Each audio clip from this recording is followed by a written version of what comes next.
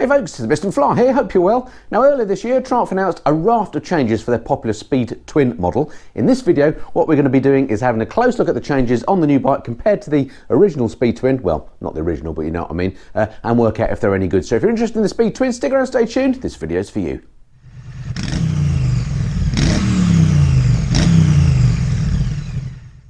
So, cards on the table. If you're a regular viewer of my channel, you'll know that I'm already a Speed Twin owner. In fact, this grey machine here is my own bike. This I bought in 2019. I'll refer to it as the original Speed Twin. Of course, it's not the original Speed Twin. They came out in about 1940 something, or maybe before. But in this incarnation, this is the first version of the bike. And I'm going to be comparing that, as I say, with the brand new bike that came out for 2021. So we're going to have a look at the aesthetic changes to start with. Then I'm going to take each bike for a quick ride back to back and see how the changes to the engine internals, the sounds, the handling, etc. compare. So yeah, this should be quite interesting.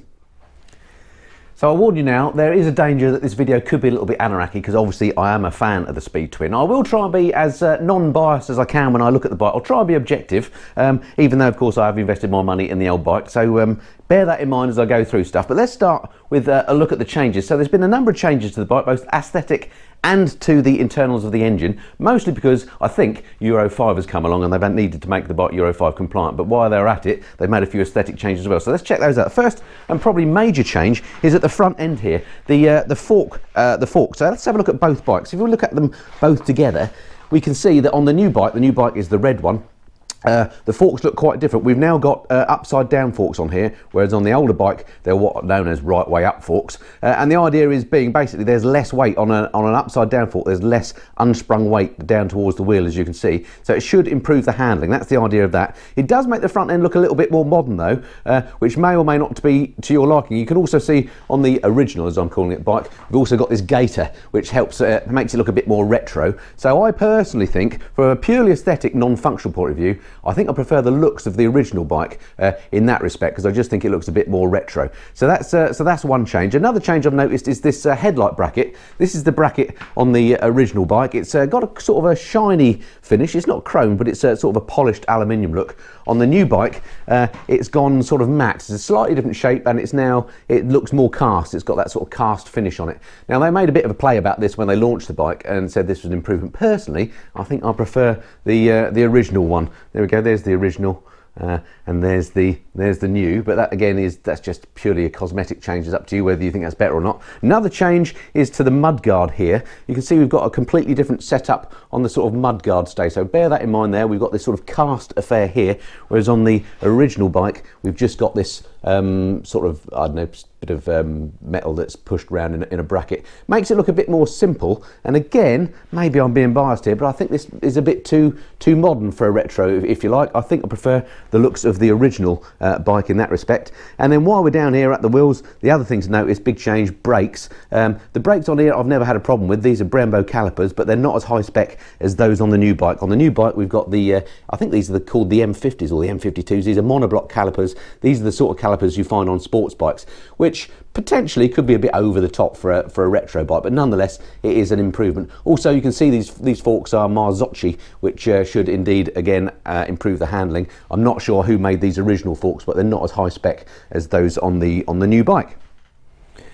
Alright, while we're on aesthetics, another big change for the new bike over the old is the paint schemes on the tanks. Now, I actually prefer the red bike over the grey. They did make, when I bought the grey bike, you could get them in red, and in a way I kind of wish I had the red. But anyway, they've changed the way the paint scheme looks now. Look, on the new bike, you can see this line here comes to an end here for some reason. I'm not quite sure why they've done that, whereas on the old bike, they carried on this line all the way to the back of the tank, and I just think that looks better. If you imagine this in red, I think that going to the end looks better than what it does on the new bike. Also on here, I don't know if that's a sticker. I don't think it is, but actually maybe that is a sticker.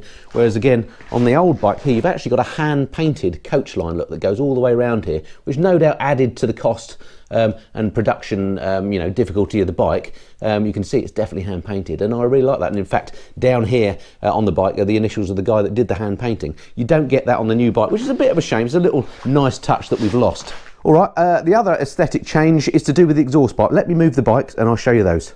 Right, I've just moved the bikes apart so we can take a look at the exhaust a bit clearer. Now, this is my bike, and this is what was the optional Vance and Hines pipe. No longer an option on the new bike because they've changed the exhaust to be Euro 5 friendly. This makes a particularly nice sound, as you'll hear when we do the ride in a second. If we look at the new exhaust, here we go. This is the new exhaust on the new bike. It remains to be seen how it sounds. We'll find that out in a minute. In terms of pure aesthetics, I don't think it looks as good as the Vance and Hines pipe. On the old bike, the standard exhaust looked similar but was blacked out. Now, for this new exhaust, the Euro 5 friendly one, they have come up with this brushed aluminium finish. So it looks a bit more like the Vance and Hines ones. Let's go back, check those out. There we go, that's what they look like. And that's what the new one looks like. Yeah, it doesn't look as good, so that's another aesthetic change which I don't think is for the better. And I think that's it for aesthetic changes. We'll do the ride in a second. There are some changes to the engine internals. They've made some of the internals lighter. They've got different camshaft on it, different ports, so it should spin up quicker. And again, some of those changes also are to do with Euro 5. All right, enough chat from me. Let's go out, jump on the bikes and compare them back to back, starting with a ride on my old bike.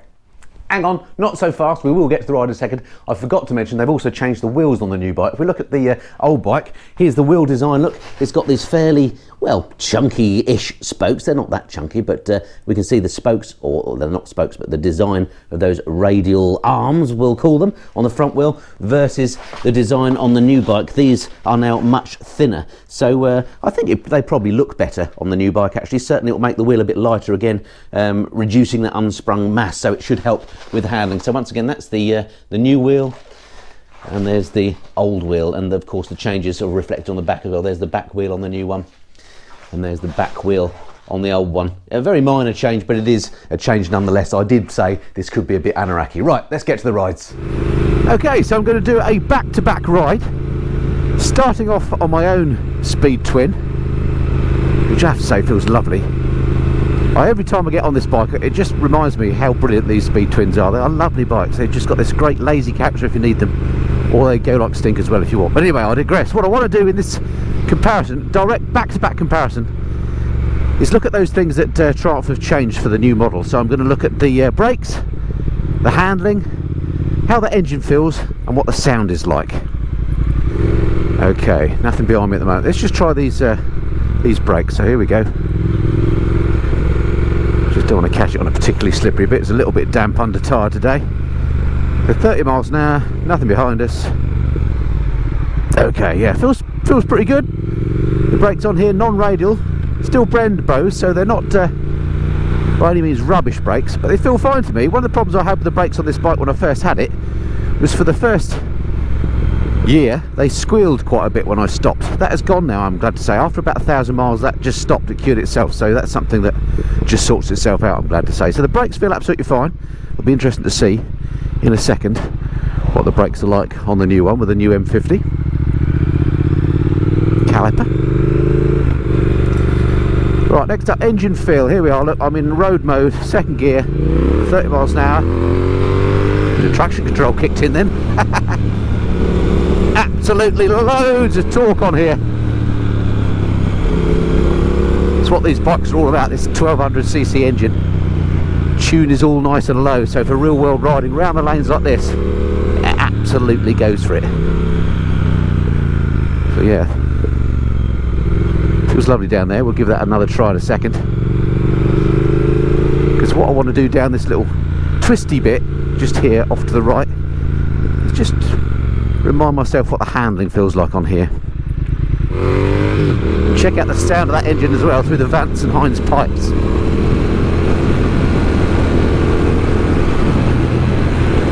Handling feels absolutely fine. I suppose I have to muscle it through to a degree. You do have to positively turn around these sweepy bits. It's not super heavy by any means. And loads of grunt as well. Alrighty, let's do a right here, because there's another good chance to just listen to that engine and just kind of let myself re-familiarise with how that engine feels. Gosh, I've got the sun right in my eyes.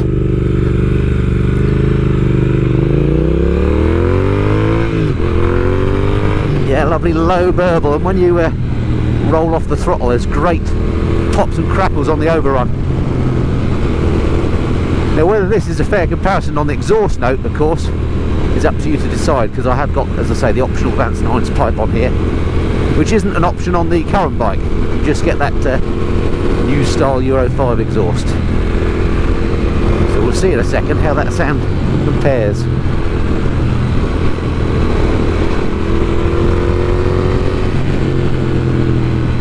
Suspension feels fine on here. It's in my what I call the Goldilocks zone. It's not too hard, not too soft. It's handling these bumps absolutely fine. Yeah, lovely, great bike. Really like the Speed Twin. Alrighty, so that's the brakes. Let's just try them again, just to dial in. Oh, they're pretty good. They're pretty good. The handling, yeah, it feels a little bit heavy, but not terribly so. The go and the sound of the engine. Alright, I've got that in my mind. Let's quickly whip over to the other bike, see how that compares. Okay, so quick swap then, and here I am on the new bike. And again, just looking at those things that have been changed on the bike. So engine, sound, handling and brakes. Not necessarily in that order. It's fascinating doing these jump off one bike on another, because that's the only way you can really tell the difference. And I tell you, you can tell the difference. I thought I was going to go into this video not being able to tell the difference, because I'm not much of a rider, but even I can tell the difference. Right, let's start with the brakes. Nothing behind us. Yeah, these new calipers are much better than the old ones in terms of the immediate bite they give you. Let's just have another go. Yeah, they're amazing brakes on here now. They weren't bad before, but they're amazing now. I mean, if anything, they're a bit hard. I mean, you don't have to touch them much to be stopping a lot, if you see what I mean. The others maybe are a little bit more progressive, but it's really not. It's not. It doesn't detract at all in any way. Right, next up, you just got to be a bit more careful with them, because they are sharper. Next, acceleration. Yeah, the engine on here, you can tell that it has been tweaked. Has got that 3 brake horsepower more, which you wouldn't think you would notice, but it feels a little bit more eager to me. It does spin up quicker because those lighter engine internals, and it is noticeable when you do a back-to-back ride like this.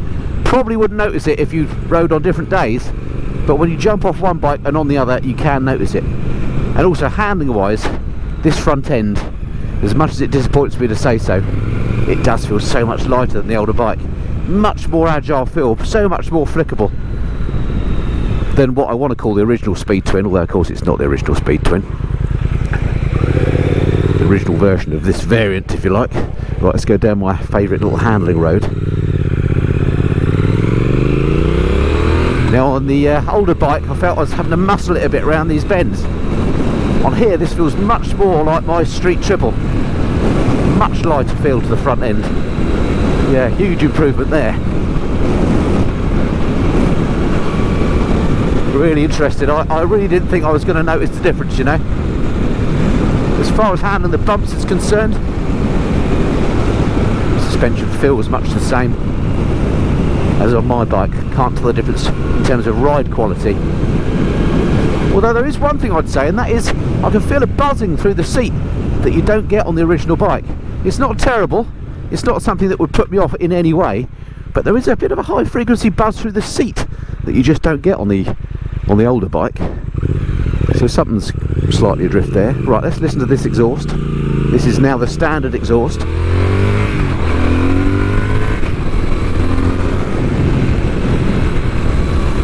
It still sounds pretty good to me. It's not quite as loud as the Vance & Hines, but it's got a nice note about it.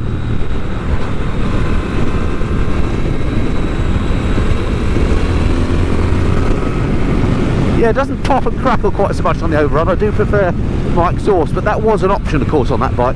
Whereas this exhaust is now the only one you can get, and it's absolutely adequate. Not quite as nice, but it's not far off.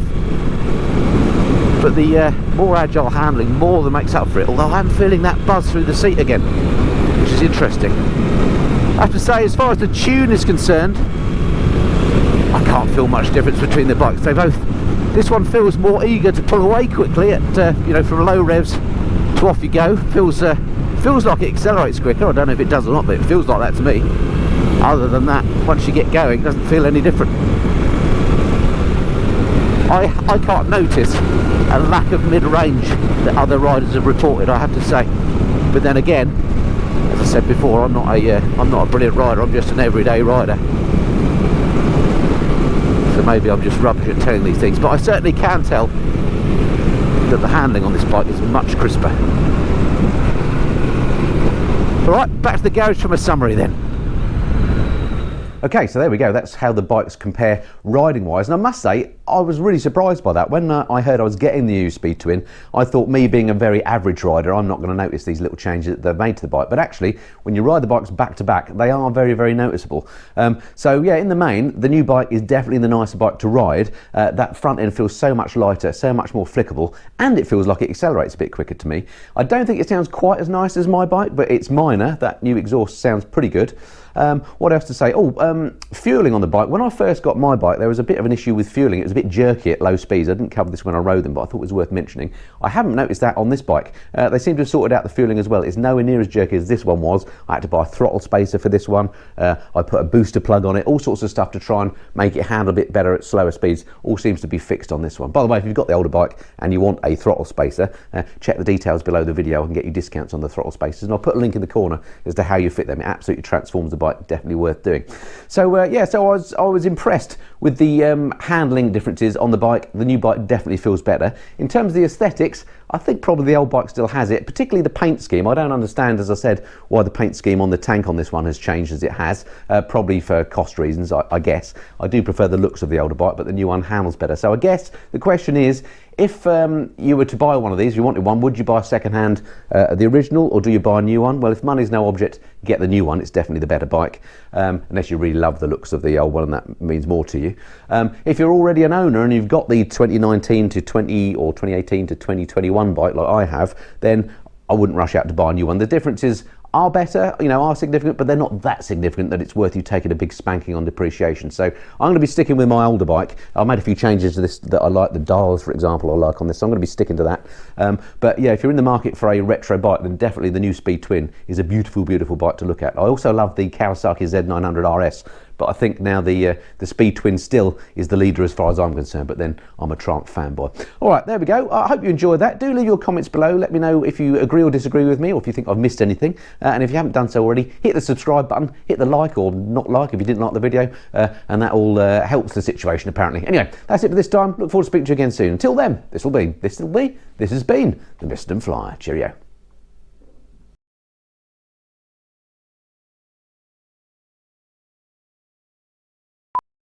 Lots of stuff changed over the original model. I've got my original model, I've got the brand new bike here as well. In this video, we're going to take a close look at the changes and work out if they're any good. One more time, I think. What else to say? Let's do that again, that's rubbish.